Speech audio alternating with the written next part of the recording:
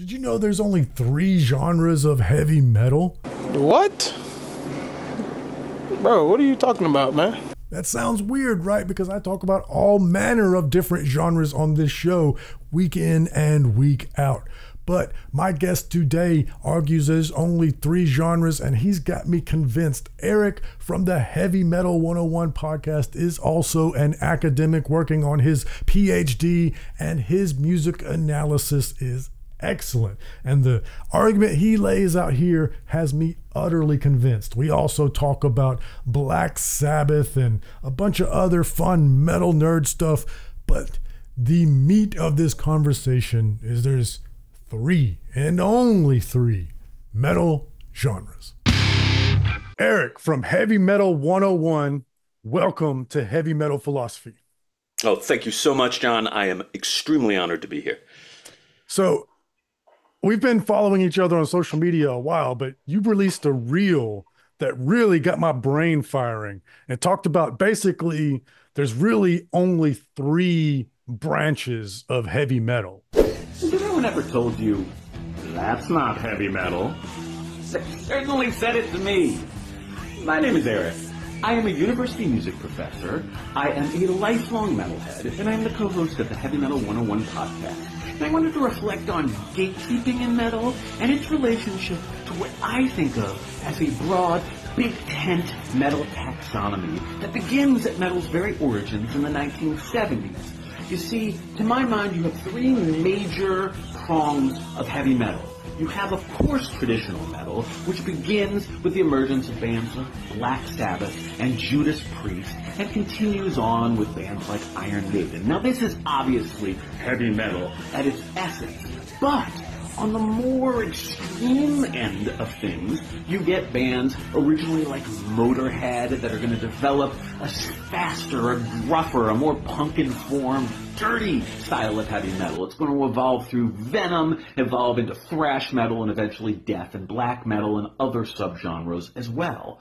Now, on the other side of the traditional metal spectrum, you have pop metal. And pop metal comes along just as all these other genres do. You have bands in America like Alice Cooper, like Kiss, a little bit later bands like Aerosmith and Van Halen. They are establishing a synthesis of popular, more accessible music. And that sends alarm bells out when anybody might hear that, because, you know, there's progressive metal, there's death metal, there's thrash metal, you know, there's crust punk and all this different stuff. But when you explained it, it made so much sense to me. And I love when concepts are distilled down into this really truthful and easy to digest manner like that.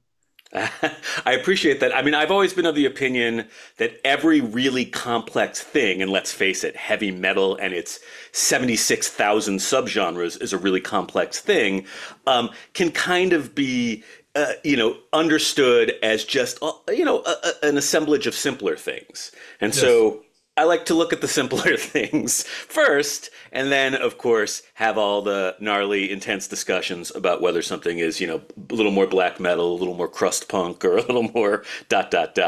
But yeah, I definitely am really interested in the idea of keeping it simple.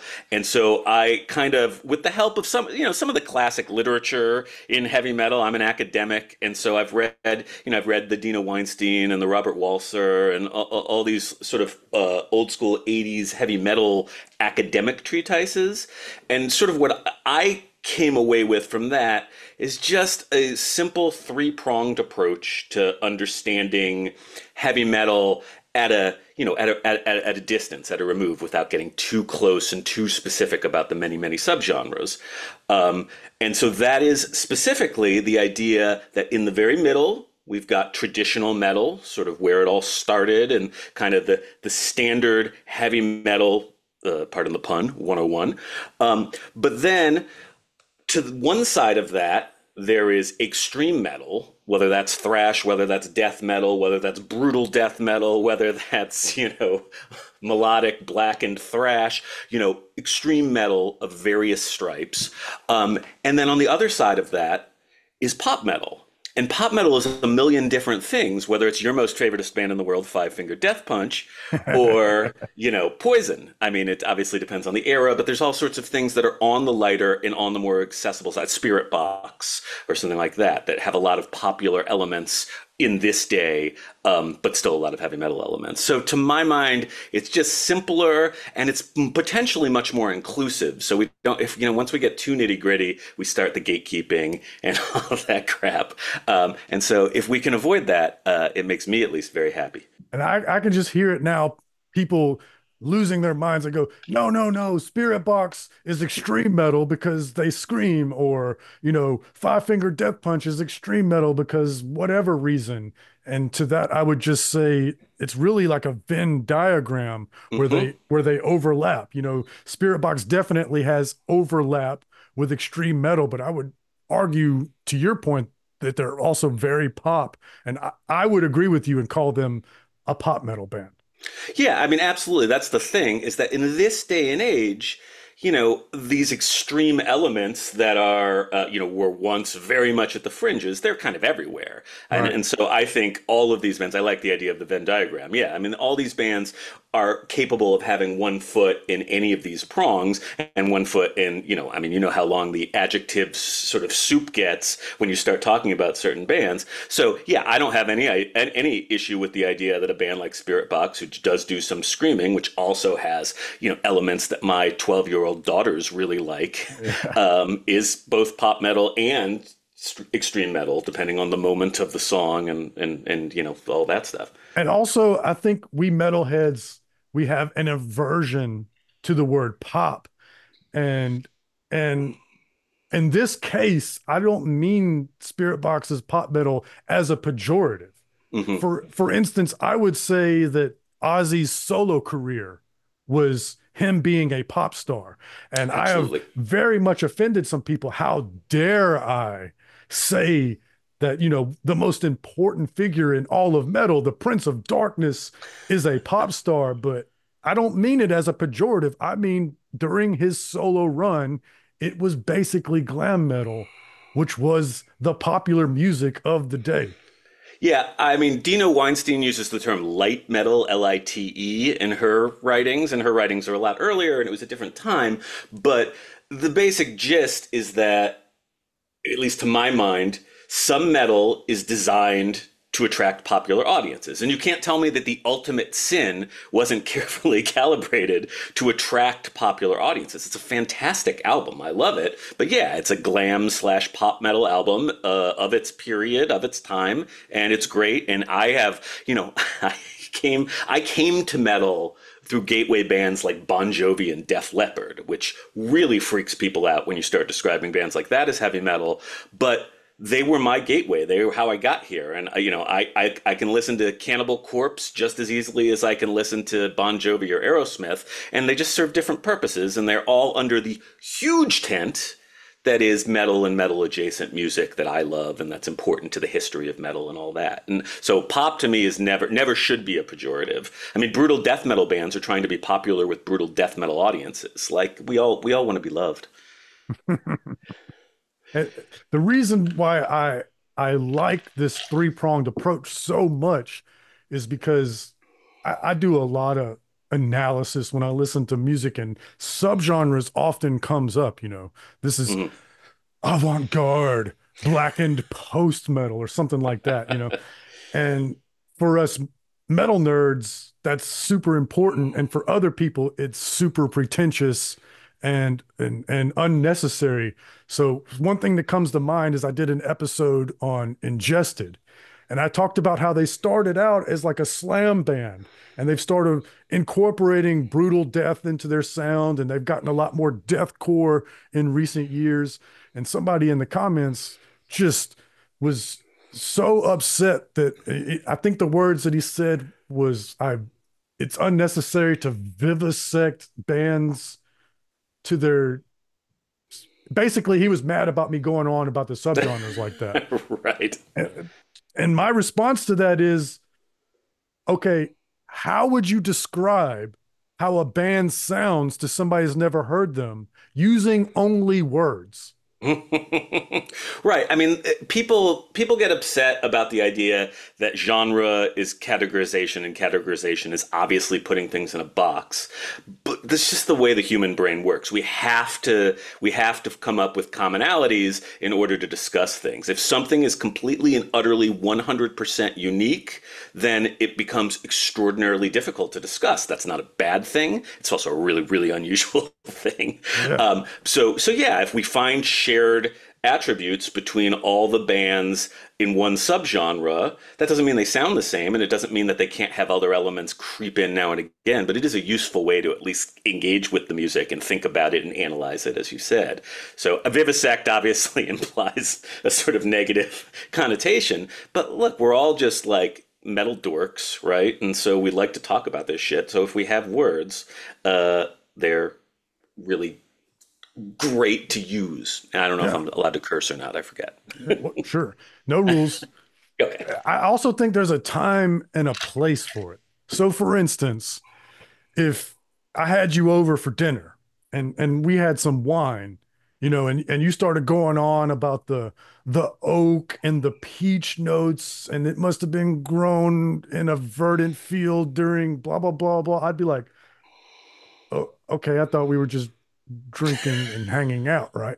But if you go to a wine tasting and you're getting recommendations from a sommelier and you're trying to find out what you like, then suddenly these technical terms really become useful for picking out, because your taste is different than this person's taste. And now you've got someone who's analyzed all these different things using his words to best describe a flavor, which is, I mean, I can't think of many things more challenging than describing flavor, color, sound with words. Absolutely.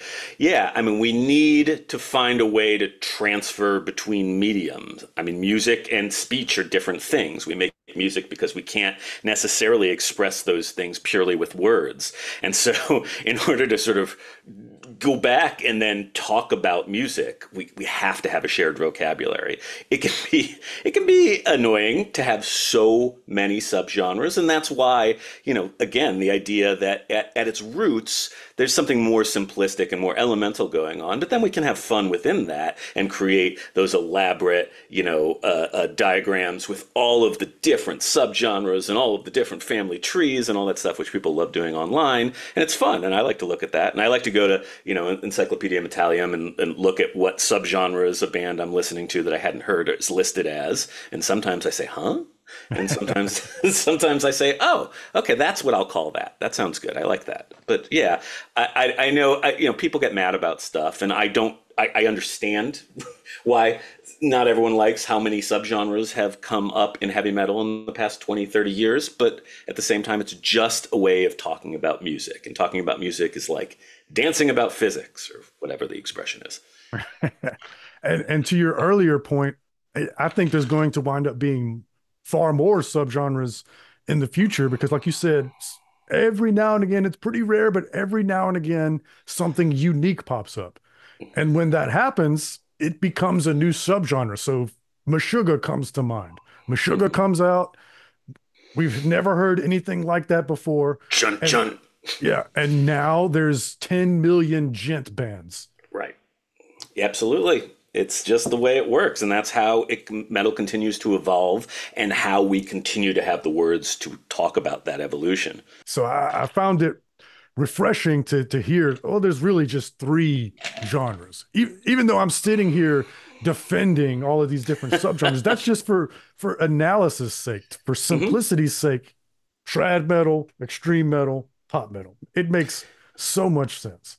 Yeah, I mean, and more than one thing can be true at the same time. And I think this is a case where all of these things are true.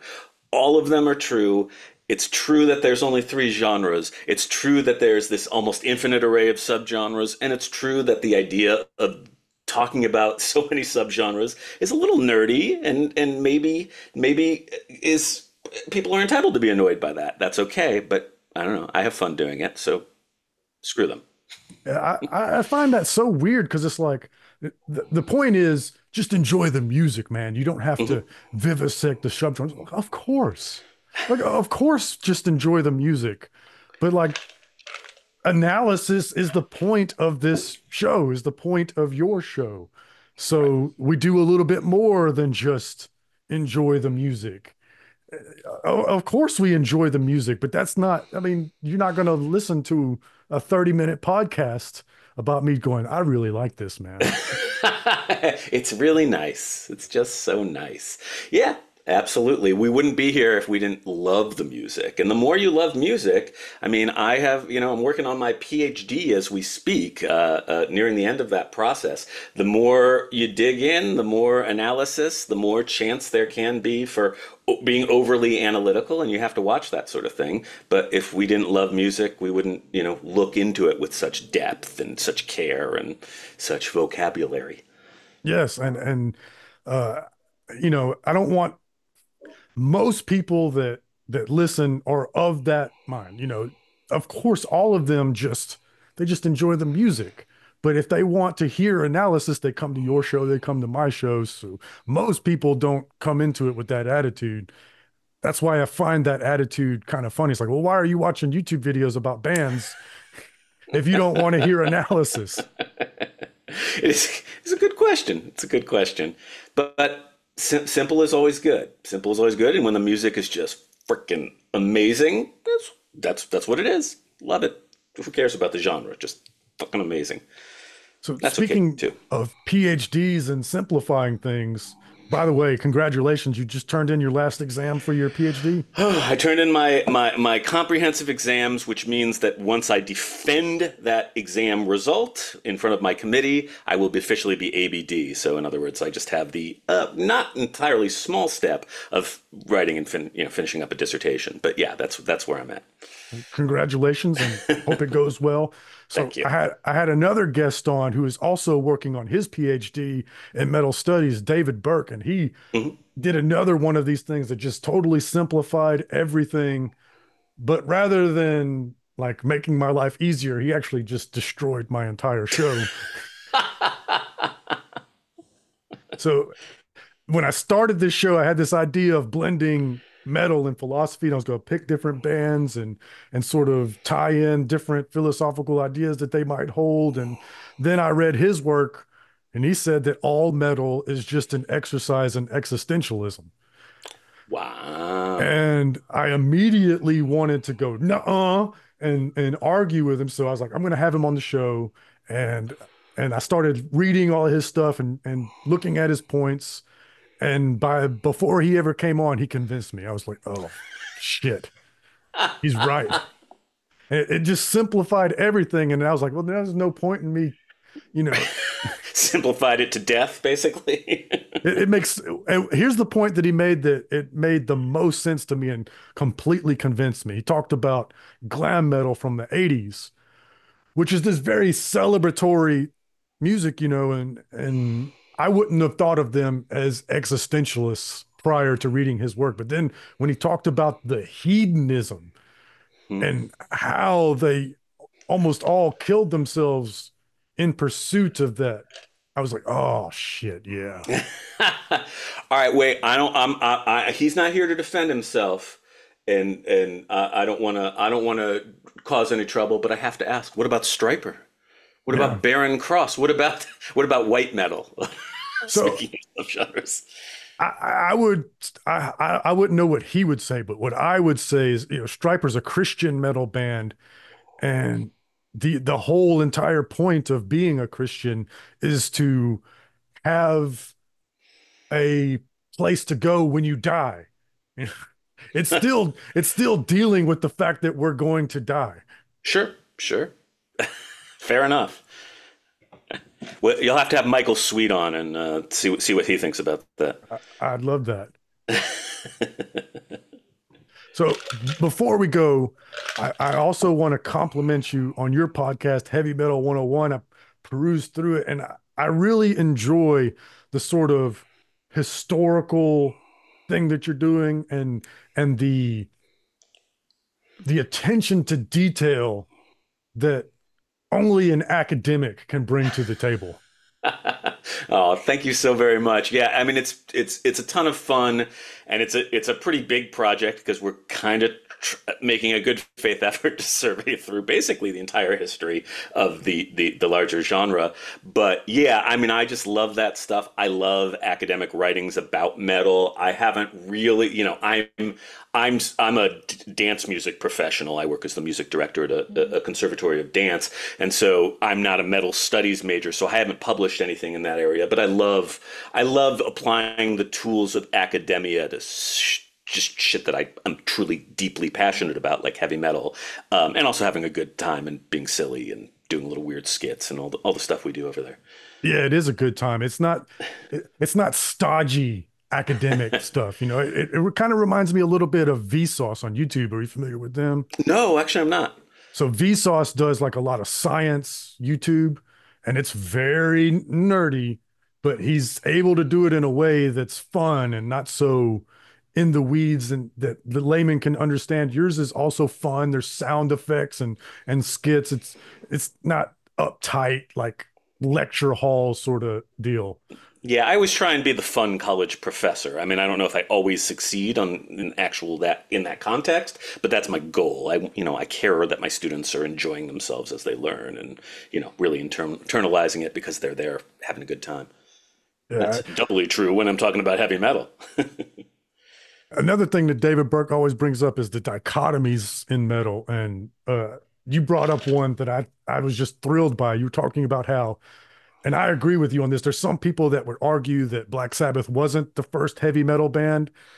Nah, they're the first heavy metal band. There were Yes. proto metal bands before that did metal things. Mm-hmm. Mm-hmm. But A lot of Black Sabbath, metal songs all throughout the '60s, but not a band.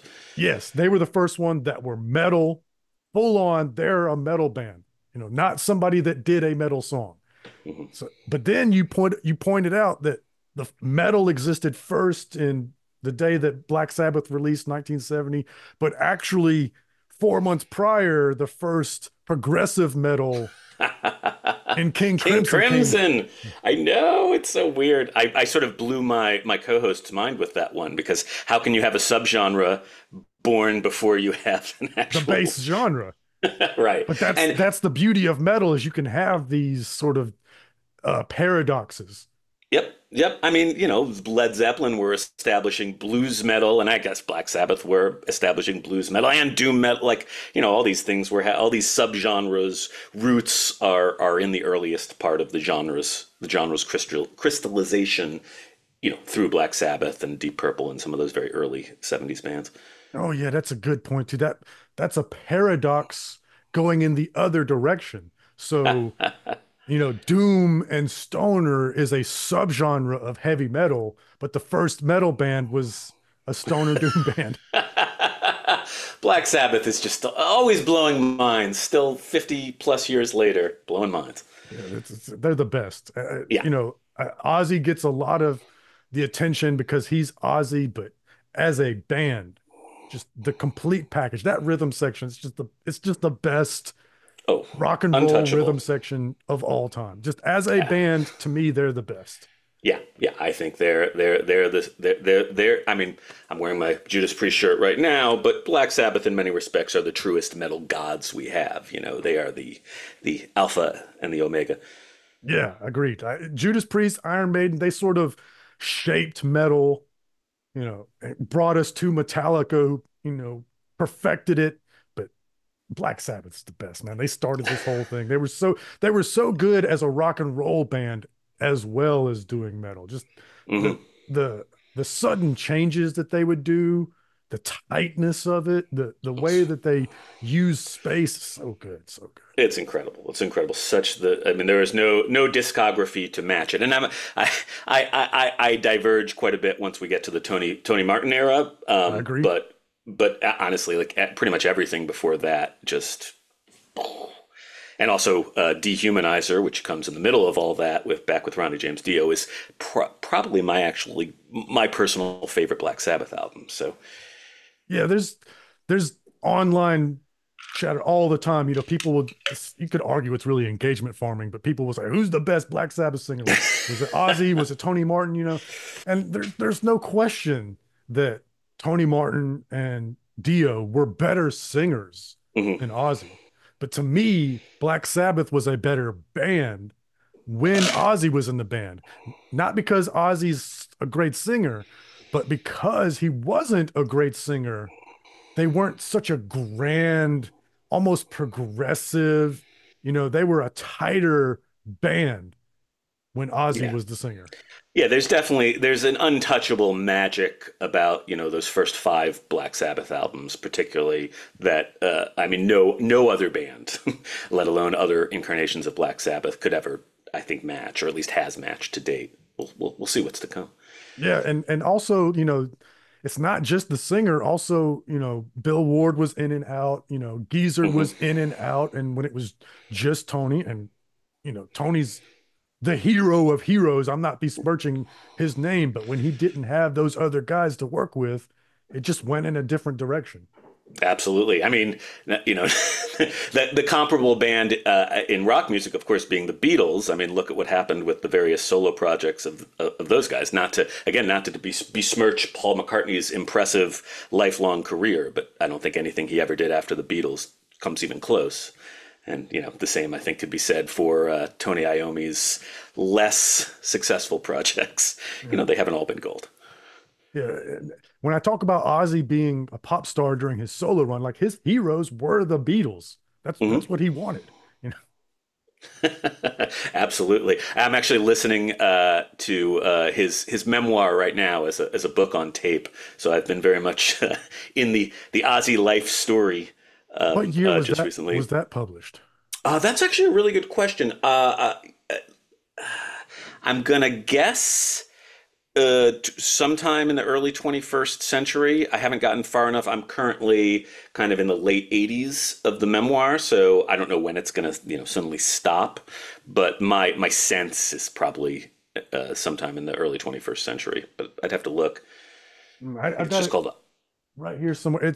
I read Geezer's book. I did too. It came out last year. It's so good.